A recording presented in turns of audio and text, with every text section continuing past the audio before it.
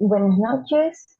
El tema de nuestra exposición trata sobre la evaluación de datos analíticos de Nielsen. Los integrantes de nuestro grupo estamos conformados por las siguientes señoritas: la señorita Madeline Montserrat, Ana Reyes y Mayri Gutiérrez. A continuación, les vamos a presentar como introducción de qué trata eso sobre la tendencia de análisis de alimentos.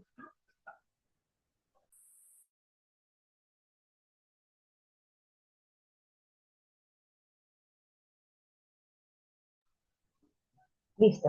Dentro del campo del análisis de los alimentos, debemos nosotros comprender que existen principios ya a los métodos que se aplican y a las técnicas sobre el manejo de los instrumentos, siempre y cuando nosotros perfeccionemos ya estas diversas técnicas para eh, la ocasión o el área que corresponde. Debemos nosotros también saber interpretar sobre los análisis de que nosotros vamos a realizar sobre los duplicados de una misma muestra. En sí, nosotros vamos a buscar la exactitud y la precisión de nuestra muestra. También debemos tener en cuenta sobre la determinación de los ajustes de la recta, porque nosotros debemos tener en cuenta que de nuestros datos nosotros debemos sacar una curva de calibrado. Esta, es decir, el tamaño de la muestra, esta debe ser apropiada, y también con respecto al muestreo de microtoxinas que puede presentarse en el alimento.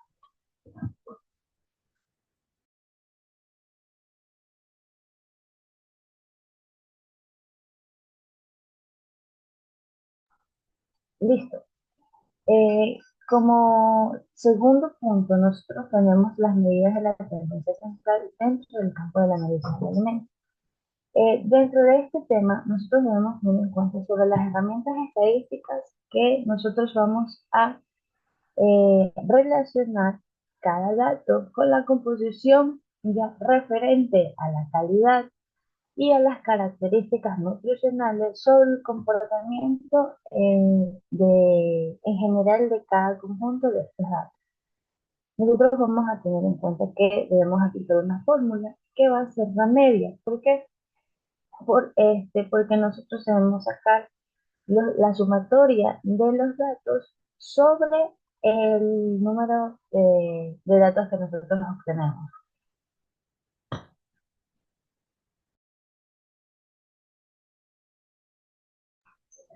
Dentro de lo que nosotros conocemos como exactitud y precisión, debemos tener en cuenta que está dentro de lo que conocemos también como fiabilidad de los análisis. Cuando nosotros hablamos sobre la fiabilidad de los análisis, destacando que es en el área de alimentos, nosotros nos referimos a la capacidad que tienen estos métodos analíticos para proporcionar los resultados del sistema. Tienen que ser reproducibles y precisos, como nosotros observamos en la imagen que nos señala a continuación. Nosotros sabemos que la diferencia que vamos a ver nosotros entre la exactitud y la precisión sí es notablemente observable ya a la vista de nosotros. ¿Por qué? Porque si nosotros nos damos cuenta, ya cuando hablamos de exactitud, ya eh, recordemos que es cuando los datos están cerca del el punto que nosotros queremos llegar. ¿Qué quiero decir con esto?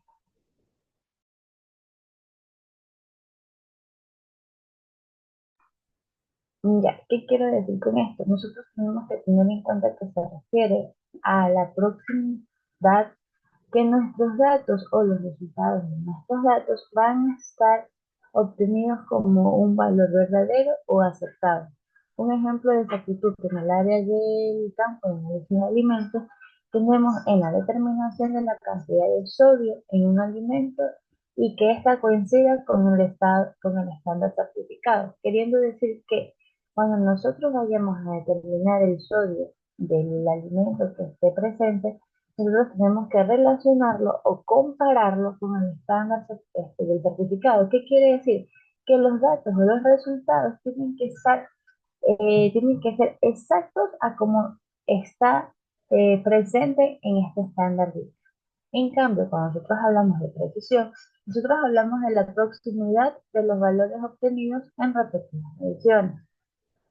Un ejemplo de este en el campo de alimentos es realizar 5 análisis de azúcares totales en una muestra de jugo y asimismo obtenemos nosotros los resultados con unas pequeñas variaciones en dos.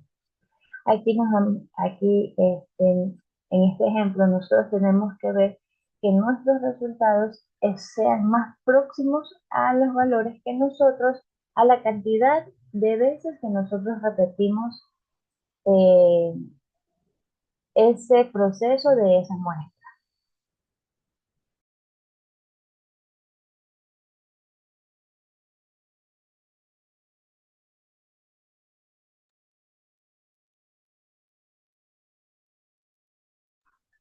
Ahora, cuando nosotros hablamos de exactitud y precisión, nosotros debemos tener en cuenta que dentro de nuestros datos vamos a tener una amplitud. ¿Pero a qué nos referimos con amplitud? Nos referimos al rango que hay entre el valor máximo y el valor mínimo de los conjuntos de nuestros propios datos. Dentro del campo de análisis de alimentos, nuestra amplitud ya, o los resultados de nuestros datos nos van a servir para el control de calidad, los estudios de estabilidad y las variaciones de nutrientes. Dentro del control de calidad, nosotros podemos determinar la variabilidad de las características físicas, como el peso de las galletas de un lote o el tamaño de frutos en una cosecha. En el estudio de estabilidad, nosotros podemos analizar los cambios en parámetros como el pH o la acidez de los alimentos durante su vida útil. Y en la variación de nutrientes, nosotros podemos comparar las concentraciones de un nutriente entre diferentes lotes de un mismo producto alimentar.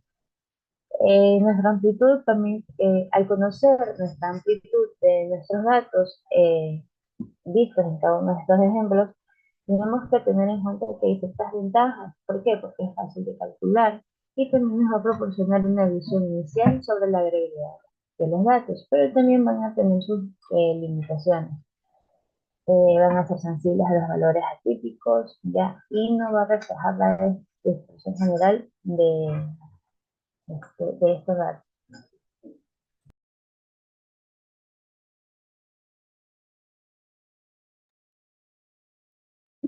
Mi nombre es Madeleine Monserrate y les voy a hablar sobre lo que son los orígenes de los errores.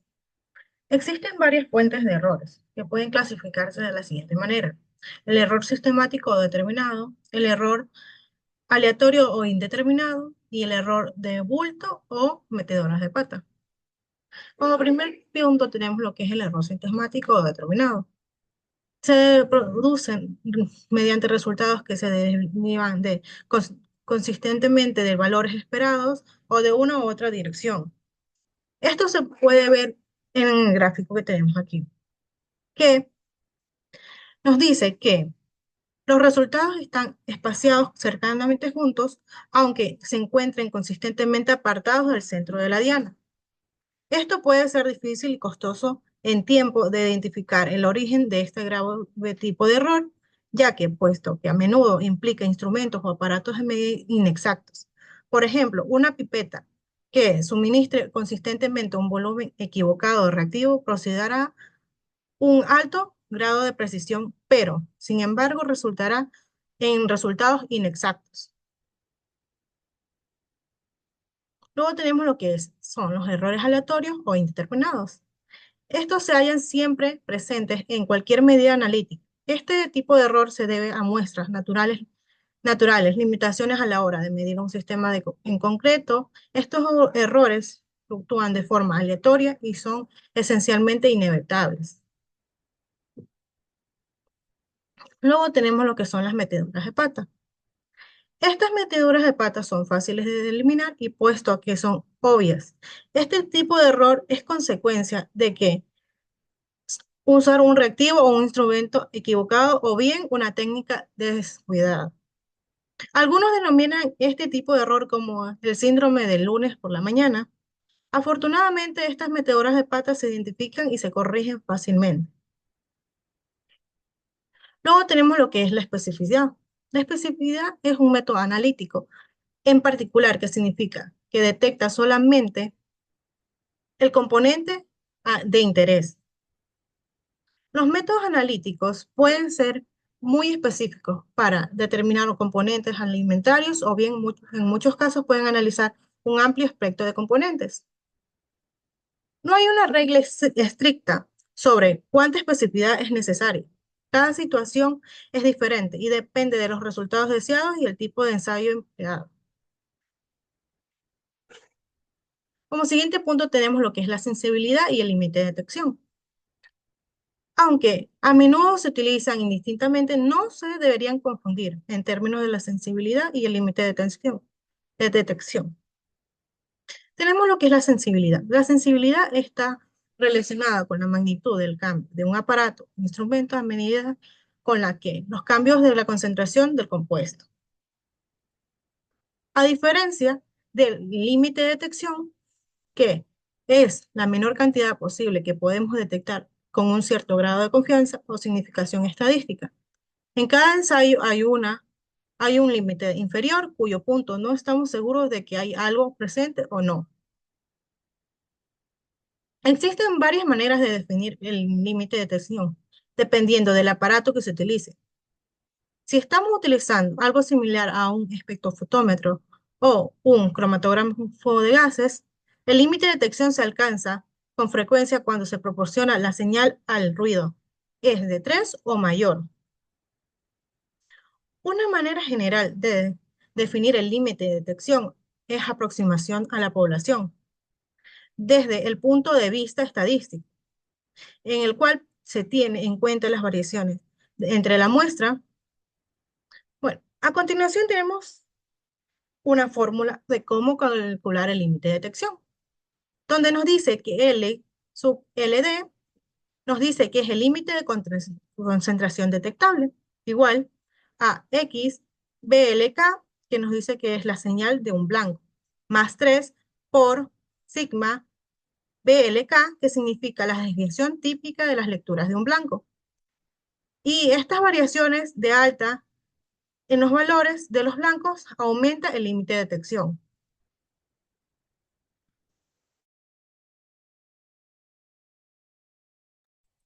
Ok, buenas noches. Yo les voy a hablar sobre el ajuste a una curva, exactamente del tema el análisis por regresión. El ajuste a una curva es un término genérico utilizado para describir la relación y la evaluación entre dos variables. Para determinar concentraciones desconocidas, se utiliza una curva de patrones o curva de calibrado basada en un método que dé algún tipo de respuesta mesurable que sea proporcional a una cantidad conocida de un patrón. De este modo, el análisis de una curva o análisis curvilíneo debe utilizar datos en un área amplia. Este análisis por regresión, se utiliza en la mayor parte de los campos científicos porque hace uso de procedimientos de ajuste a una curva para interpretar la relación entre dos variables. Siguiente. Ok, la regresión lineal es una técnica de análisis estadístico que permite modelar la relación entre dos variables cuantitativas donde se busca minimizar la suma de los errores cuadráticos para encontrar la mejor representación lineal de los datos. Entonces, los datos del eje X se denominan como una variable independiente y se supone que esencialmente están libres de error, mientras que los datos del eje pueden tener un error asociado con ellos. En el tema de la regresión lineal tenemos lo que es la recta de regresión, quien representa la relación promedio entre todos los puntos experimentales y por consiguiente es una línea compensada, donde las fórmulas de la pendiente dan como resultado lo que se conoce como la recta de regresión de y sobre x, la cual supone que el error ocurre en la coordenada y. En el coeficiente de correlación, lo primero que debemos saber es que haciendo un conjunto de datos y una representación gráfica de los mismos, los puntos deben quedar ajustados a una línea recta. El coeficiente de correlación define cómo se ajustan los datos a una línea recta.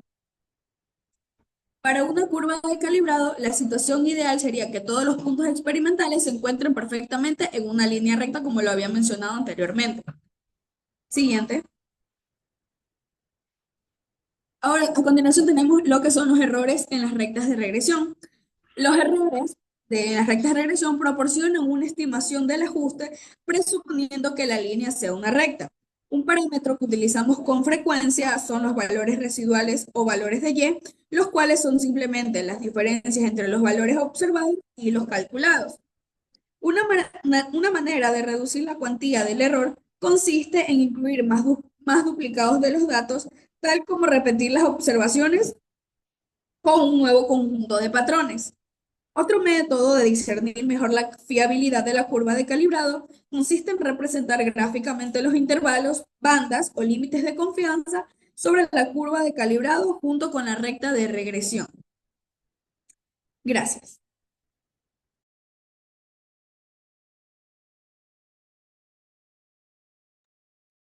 Bien, buenas noches, soy Gutiérrez Maybe y yo les voy a hablar sobre la presentación de los resultados, las cifras significativas y los resultados rechazados.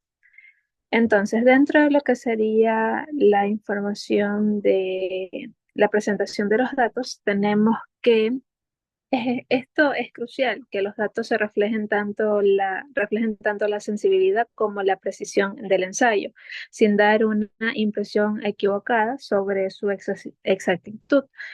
También para evitar malentendidos se debe utilizar cifras significativas que comprendan con fiabilidad del método analítico empleado. Siguiente, por favor. Ya, dentro de lo que serían las cifras significativas, se indica, bueno, que son aquellos dígitos en un valor que aportan información fiable sobre la medición. Esto tiene un uso adecuado, el cual sería vital, ya que garantiza que solo se reporten los dígitos con valor real en el contexto de la precisión del experimento. Entre unas reglas que se pueden presentar está el que este sea certero e incierto indica que al reportar cifras significativas se debe incluir solo los en último dígito que pueda ser. También está los ceros significativos, lo cual sería que los ceros pueden o no ser significativos dependiendo de su posición. Como por ejemplo sería después de un punto decimal, cero a la izquierda del decimal o cero de un número sin punto decimal. Y por último, por última regla, estaría la forma experimental, que en sí se trataría, bueno, para evitar confusión, es útil usar notación científica, ya que esto permite mostrar solo los dígitos significativos y omitir ceros innecesarios. Siguiente, por favor. Ahora, dentro de lo que sería el rechazo de los datos, a veces ciertos datos experimentales pueden parecer fuera de lugar y no concordar con el resto. En estos casos se puede aplicar el ensayo Q para determinar si un valor puede ser rechazado o no. El ensayo Q se puede calcular un valor para el dato dudoso y se lo compara con un valor de referencia tabla Q al 90% de confianza. También se puede aplicar la fórmula que se observa ahí, donde los datos serían que tenemos como X1 el valor dudoso, X2 el valor próximo a X1 y W que sería el rango total de todos los valores. En sí, bueno, si el valor Q que al momento que se calcule es mayor que el valor de la tabla, este sería un dato dudoso, puede llegar a ser rechazado. Siguiente, por favor. Ya. Adicional, ahí también tenemos lo que sería un ejemplo en la cual se estaría utilizando una tabla como referencia que indica ciertos valores en los cuales estaría el 64.53, 64.45, 64.78 y el 55.31, en el cual sería el 55.31, da la impresión de que fuese demasiado bajo en comparación a los demás resultados. Pero en sí, una vez aplicando lo que sería la fórmula que se le había indicado en la diapositiva anterior, se logra ver que para rechazar el dato del valor Q calculado debe ser mayor al 0,76%. Por consiguiente, tomamos la decisión, bueno, se tomaría aquí en este ejemplo la decisión de rechazar el valor, ya que estaría dando un porcentaje del 55,31 para la humedad y no se estaría haciendo uso para lo que es el cálculo de la medida. Gracias.